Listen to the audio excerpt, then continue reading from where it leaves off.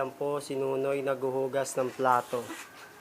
Napakadelikado po ng ginagawa niya. Hindi niya po alam kung anong nangyari sa kanya, kung bakit na. Ayan po, umiiyak po siya, tingnan nyo. Ayan po, itong mukha, luha. Kawawa naman itong batang to.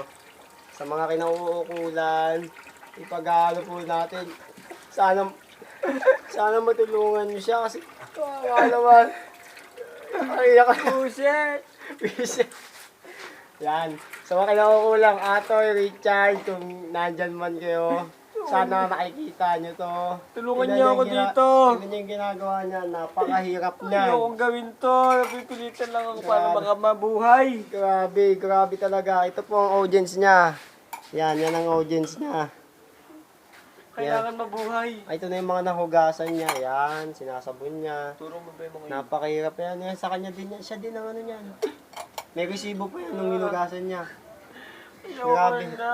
Grabe po talaga yung nangyayari. Yan, siya po, yan po. Happy! Yan, siya nag-init niyan. Siya nagsaing yan. Grabe po. Binibidyo. Ayan si Lolo. Ito po si Kuya Lando. Project mo, okay? Project. Magasaing na.